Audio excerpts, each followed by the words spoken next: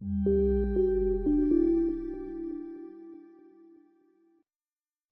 Lynette Clementson, director of the Wallace House Center for Journalists and the Livingston Awards. For 45 years, the prizes have recognized exceptional reporters under age 35 and identified the next generation of groundbreaking journalists. Today, that legacy continues with Gerardo del Valle of ProPublica, this year's winner of the Livingston Award for International Reporting. Del Valle, along with Alejandro Bonilla Suárez and Edwin Ramos, won for their documentary videos featuring 3 Venezuelan men who, despite having no criminal records, were detained by ICE and deported to El Salvador's CECOT prison, a destination that the Trump administration designated for people they called the worst of the worst. Now Gerardo's here to discuss how storytelling through video and first-person accounts can humanize and document a profound shift in U.S. policy, one that tests both moral principles and legal limits. Gerardo, congratulations on winning the Livingston Award for International Reporting. Thank you very much. It's an honor and a privilege. So this video series for ProPublica was actually a collaboration between multiple news organizations. Can you talk to us about what brought these organizations together and how you developed this story? Well, we really were interested in understanding the full scope of the profiles of the men who were sent to El Salvador. And with that effort and knowing that there were more than 230 men that had been deported, we wanted to profile them both in their country of origin, Venezuela, and also in their country in the United States, to understand if they had any prior criminal convictions, and just really put up to the test the federal government's claim that these men were the worst of the worst. So through that, a lot of my colleagues on the reporting team coordinated with Alianza, Rebelde, Investiga, and Cazadores de fake news alongside the Texas Tribune, which we have a ongoing collaboration at ProPublica, to be able to really dive deep into the 238 names of the men that was not public. So of the more than 230 people you documented, you decided to focus on 3 men in particular as the narrative lens for this project. Can you tell us about the men and what drew you to them and what their cases illustrated? So we ended up selecting 3 men, Juan Jose Ramos, Wilmer Vega Sandia, and Andri Blanco Bonilla. These men represented, we ended up choosing them because first the family gave us very impressive access, but also because they represented key figures that we understood to be the reasons why the men had been sent to El Salvador.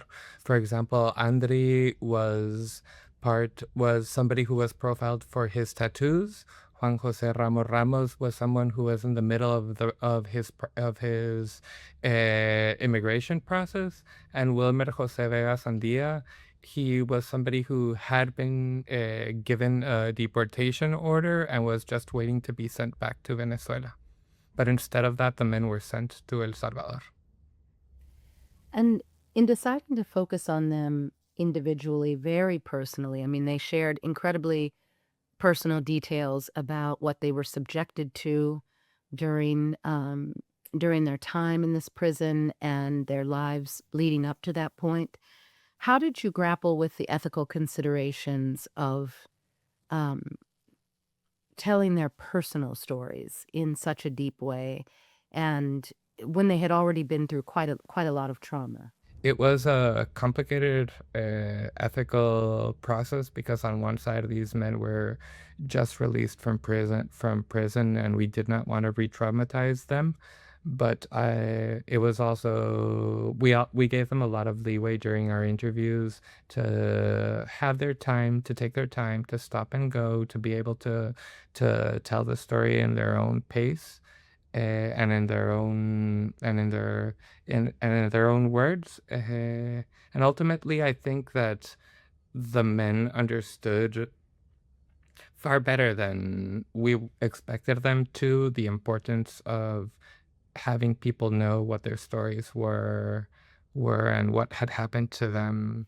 You also made a decision to approach the journalism in a very sort of intimate, narrated form, where the men were speaking in their own language in Venezuela and talking very directly in personal vignettes about what had happened to them and how they were the implications for their entire families.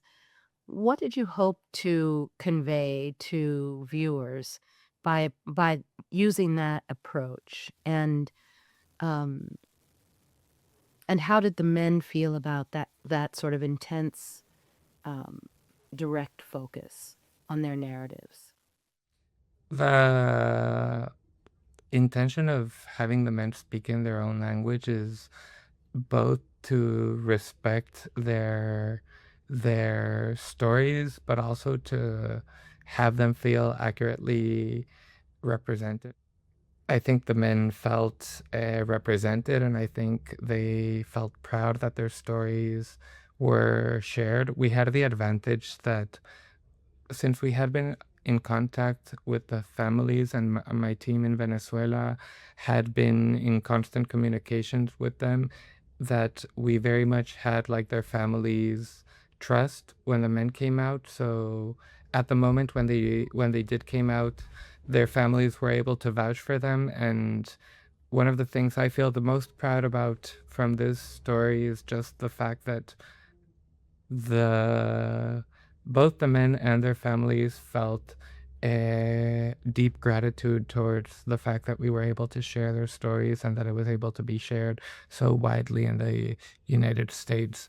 And so your reporting included very detailed accounts of horrific physical abuse, um, uh, and things happening inside the prison that you weren't there to witness yourself. How did you go about verifying these accounts and feeling confident that the details you were sharing within the film were things that could be backed up? That was a complicated one. At the end of the day, like the Salvadorian government flatly denies that there was any torture towards the men. They also deny the use of torture inside of their prisons. But what we did was we were able to independently verify through calls to other people who were detained, and were able to just like the men amongst each other, like Andrea and Wilmer were staying in the same cell, so their stories, even though they weren't in contact with each other, matched up days later, and we were able to talk to some other detainees who were also able to verify some of the facts that were shared. So back to the collaboration, which was really very impressive. Can you talk about how collaborating with various partners in various countries allowed you to ensure that this work would reach more audiences than if you had just pursued it um, in English through ProPublica? We've received feedback from people all through Latin America, other media sharing links of other media organizations who have republished our work, human rights organizations that have used our investigation as a starting point for them to do their own investigations on human rights abuses inside Salvadorian prisons. So it's a very informal but extensive and ongoing process that still is providing us with feedback that our work is being used. And one of the things I think that this work contributes a lot to, and that I feel that my colleagues, both here at ProPublica, the Texas Tribune, and at Cazadores de Fake News and Alianza Rebelde Investiga, did was we compiled complete list and profiled them to be able to document like a rough draft of history, just an initial frame of the men who were sent there that hopefully can be used by researchers to understand the scope of what it implied to send 230 plus men to El Salvador. The men you profiled, their families, they still have family members in the United States. Did you have concerns about retaliation? And how did you manage those concerns? Yes. One of the reasons we ended up focusing on the families in Venezuela and not family members inside the United States were just the latent fear amongst the immigrant population in the United States of exposing their stories and being retaliated against by the government. That's the reason we chose to focus on the families in Venezuela. It's also it was a lot more difficult to get access to families in the United States because of that fear. So so these considerations just went into just like a natural unfolding of being able to like illustrate the impact these men's absence had on their families, and just the fact that we had uh, immediate family members in Venezuela that were willing to speak and were willing to give us practically like an unlimited access to them and to their stories, archival pictures, just constant contact. When the men were released, the families were the ones who were first reaching out to us, and we were coordinating with them in real time via WhatsApp. Working in video, it's always very complicated because it's not just your story, but it's also your likeness, your face, identifying features, and we were fortunate enough to have families who opened their doors for us. And I don't think that would have been possible in the United States at the moment of the men's deportation, and also with the fear that the families felt here in the States.